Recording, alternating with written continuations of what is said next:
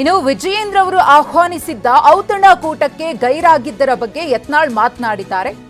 ಸಮರ್ಥನೆಯನ್ನ ಮಾಡಿಕೊಂಡಿದ್ದಾರೆ ತಮ್ಮ ನಡೆಯ ಕುರಿತು. ಶಾಸಕ ಬಸನಗೌಡ ಪಾಟೀಲ್ ಯತ್ನಾಳ್ ಅವರು ಪ್ರತಿಕ್ರಿಯಿಸಿ, ಇಲ್ಲಿ ಕರೀತಾರೆ, ದಾವಣಗೆರೆಯಲ್ಲಿ ಮೀಟಿಂಗ್ ಮಾಡಿಸ್ತಾರೆ, ಅವರ ಚೇಲಾಗಳನ್ನ ಬಿಟ್ಟು ಮಾನಿಟರಿಂಗ್ ಮಾಡಿಸ್ತಾರೆ, ಯತ್ನಾಳ್ ಉಚ್ಚಾಟನೆ ಮಾಡಿ ಅಂತ ಮಾತನಾಡಿದ್ದಾರೆ. ಸ್ವತಃ ಮಾಜಿ ಶಾಸಕರೇ ನಮಗೆ ಇದರ ಕುರಿತು ಮಾಹಿತಿಯನ್ನ ನೀಡಿದ್ದಾರೆ. ಹಾಗಾಗಿ ಇವರನ್ನ ನಂಬುವಂತದ್ದಲ್ಲ, ಇವರದ್ದು ನಾಟಕದ ಕಂಪನಿ ಅಂತ ಗೊತ್ತಾಗೋದಿಲ್ವಾ? ಯಡಿಯೂರಪ್ಪ ಒಬ್ಬರೇ ಬಿಜೆಪಿ ಕಟ್ಟಿದ್ದಾರಾ ಅಂತ ಹೇಳಿ ಮತ್ತೊಮ್ಮೆ ಯಡಿಯೂರಪ್ಪ ಮತ್ತು ಪುತ್ರನ ವಿರುದ್ಧ ಕಿಡಿಕಾರಿದ್ದಾರೆ.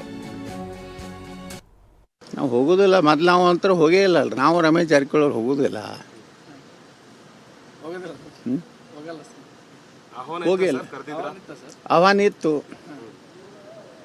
ಇಲ್ಲಿ ಕರೀತಾರ, ದಾವಣಗೆರೆ ಒಳಗೆ ಯತ್ನಾಳ್ ಹೊರಗೆ ಹಾಕತ್ ಹೇಳಿ ಅವ್ರ ಚೀಲಗಳನ್ನ ಬಿಟ್ಟು ಯಡಿಯೂರಪ್ಪ ಮತ್ತು ವಿಜಯೇಂದ್ರ ಸತತವಾಗಿ ಕಂಟಿನ್ಯೂ ಆಗಿ ಮಾನಿಟರ್ ಮಾಡ್ಲಕತ್ತಾರೆ ದಾವಣಗೆರೆ ಸಭೆಯನ್ನು. ಅವ್ರ ಗನ್ಮ್ಯಾನ್ಗಳ ಕಡೆಯಿಂದ ಫೋನ್ ಮಾತಾಡಿ, ಇಲ್ಲ ನೀವು ಈ ನಿರ್ಣಯ ಮಾಡಿ, ಇದನ್ನು ಮಾಡಿ, ಯತ್ನಾಳ್ ಉಚ್ಚಾಟನೆ ಮಾಡ್ರಿ ಅಂತ ಹೇಳಿ ಸ್ವತಃ ಯಡಿಯೂರಪ್ಪ ಸಹಿತ ಅನೇಕ ಮಾಜಿ ಶಾಸಕರು ಕೂಡ ಮಾತಾಡಿದ್ದು ನಮ್ಗೆ ಮಾಜಿ ಶಾಸಕರು ಹೇಳ್ಯಾರ.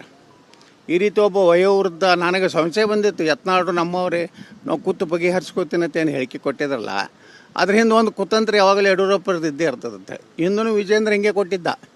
ಯತ್ನಾಳವ್ರು ವಿರೋಧ ಪಕ್ಷ ನಾಯಕ ಆಗಲಿಕ್ಕೆ, ಶೋಭಾ ಕರಂದ್ಲಾಜೆ ರಾಜ್ಯಾಧ್ಯಕ್ಷ ಆಗಲಿಕ್ಕೆ ನಮ್ದೇನೂ ತಕರಾರಿಲ್ಲ. 2 ದಿವಸನಾಗೆ ರಾಜ್ಯಾಧ್ಯಕ್ಷ ಘೋಷಣೆ ಆಯಿತು. ಅಂದ್ರೆ ಮ್ಯಾನೇಜ್ ಮಾಡಿರ್ತಾರೆ. ಯಡಿಯೂರಪ್ಪನವರು ಈ ಹೇಳಿಕೆ ಕೊಡೋದ್ರ ಹಿಂದೆ ಒಂದು ದೊಡ್ಡ ಮ್ಯಾನೇಜ್ಮೆಂಟ್ ಇದೆ. ಅಂದರೆ ಯತ್ನಾಳ್ ಹೊರಗೆ ಗ್ಯಾರಂಟಿ ಹಾಕ್ತಾರೆ, ಅವು ನಾವು ಹಾಕಿಲ್ಲ, ಕೇಂದ್ರ ಹೈಕಮಾಂಡ್ ಅದವ್ರು ಹಾಕಿದ್ದಾರೆ. ನಾನು ನನ್ನ ಮಗ ಭಾಳ ಪ್ರಾಮಾಣಿಕದೀವಿ, ಯತ್ನಾಳ್ ನಮ್ಮವ್ರದ್ದು ಹೇಳಿಕೆ ಕೊಟ್ಟಿವಿ ಅಂತ ಹೇಳಿ ದಾವಣಗೆರೆ ಒಳಗೆ ಒಂದು ಸಭೆ ಮಾಡಿ ಯತ್ನಾಳ್ ಹೊರಗೆ ಹಾಕ್ಸೋಲಿಕ್ಕಂದ್ರೆ ನಮ್ಮ ಭಾಳ ತೊಂದರೆ ಆಗ್ತೈತಿ ಭವಿಷ್ಯ ದೃಷ್ಟಿಯಿಂದ ಅಂತೇಳಿ ಪಾಪ ತಂದೆ ಮಗ ಇಬ್ಬರು ಮಾಜಿ ಮತ್ತು ಇಲ್ಲಿ ಹೇಳ್ತಾರೆ ವಿಜೇಂದ್ರ, ಈ ಸಭೆ ಮಾಡಿದ್ದಕ್ಕೆ ನಂದು ಭಾರಿ ಆಕ್ರೋಶ ಇದೆ, ಭಾರಿ ನಾನು ಎಚ್ಚರಿಕೆ ಕೊಡ್ತೀನಿ. ಎಲ್ಲ ಇದು ನಾಟಕ ಕಂಪನಿ ಗುರ್ತಾಗೋದಿಲ್ಲ. ನಾವು 35-40 ವರ್ಷ ಯಡಿಯೂರಪ್ಪನ ಜೋಡನೆ ಜೀವನ ಮಾಡೀವಲ್ಲ. ಯಡಿಯೂರಪ್ಪ ಒಬ್ಬರೇ ಕಟ್ಟಿದಾರ BJP? ನಾವೇ ಪೆಟ್ರೋಲಾಗ ಹಾಕೀವಿ, ನಾವೇ ಇವರಿಗೆ ಬಸ್ಸಿಗೆ ಟಿಕೆಟ್ ತೆಗಿಸಿ ಕಳಿಸೀವಿ. ನಮಗೆ ಸೈಕಲ್ ಹೊಡೆದಿದ್ರು ಹೇಳ್ತಾರೆ ಅವ್ರ ಶಿಷ್ಯಂದರು. ಅದಕ್ಕೆ ಎಲ್ಲ ನಾಟಿಕೆ ಬಿಡು.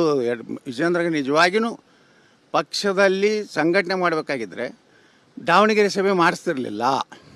ಸ್ವತಃ ಯಡಿಯೂರಪ್ಪನ ಮನ್ಯಾಗ ಭಿನ್ನಮತ್ಯರ ಸಭೆ ಆಗ್ತದೆ, ಅದ್ರಾಗ ರಾಜ್ಯಾಧ್ಯಕ್ಷ ಪಾಲ್ಗೊಳ್ತಾನೆ. ಅಂದ್ರೆ ಒಂದು ಗುಂಪಿನ ನಾಯಕ ಆಗಿದ್ದು, ಹಿಂಗಿದ್ದಾಗ ಇಂಥವ್ರು ಊಟದಿಂದ ನಾವೇನು ಇಲ್ಲ ಔತಣ ಕೂಟ ಮಾಡೋದು, ಅಲ್ಲಿದ್ರೆ ಬೆನ್ನಾಗಿ ಚಾಕು ಹಾಕೋದು, ಇದು ನಮ್ಗೆ ನಾವು ಉತ್ತರ ಕರ್ನಾಟಕದವ್ರು ಅವೆಲ್ಲ ಲೈಕ್ ಆಗೋದಿಲ್ಲ. ನಾವೇನಿದ್ರು ಏಕ್ ಮಾರು ದೋತು ಕಡೆ ಮುಂದೆ ಮಾತಾಡ್ತೀವಿ.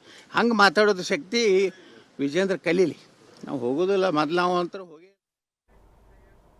ವಿಜಯೇಂದ್ರ ಆಹ್ವಾನ ಕೊಟ್ಟಿದ್ರು ಕೂಡ ಡಿನ್ನರ್ಗೆ ಬಸನಗೌಡ ಪಾಟೀಲ್ ಯತ್ನಾಳ್ ಅವರು ಗೈರಾಗಿದ್ರು. ಅದ್ರ ಬಗ್ಗೆನೇ ಈಗ ಅವರು ರಿಯಾಕ್ಟ್ ಮಾಡಿದ್ದು. ಇನ್ನು ನಿನ್ನೆ ವಿಧಾನಸಭೆಯಲ್ಲಿ ಯತ್ನಾಳ್ ಮತ್ತು ವಿಜಯೇಂದ್ರ ಅವರು ಮುಖಾಮುಖಿ ಆಗ್ತಾರೆ. ಔತಣ ಕೂಟಕ್ಕೆ ಯತ್ನಾಳ್ರನ್ನ ನಿನ್ನೆ ಆಹ್ವಾನಿಸಿದ್ರು ಬಿವೈ ವಿಜಯೇಂದ್ರ. ಪರಸ್ಪರ ನಮಸ್ಕಾರ ಮಾಡಿಕೊಂಡಿದ್ರು. ಆ ಫೋಟೋ ಕೂಡ ಸಿಕ್ಕಾಪಟ್ಟೆ ವೈರಲ್ ಆಗಿತ್ತು. ತರಹೇವಾರಿ ಕಮೆಂಟ್ಗಳು ಅದಕ್ಕೆ ಬರ್ತಾ ಇತ್ತು.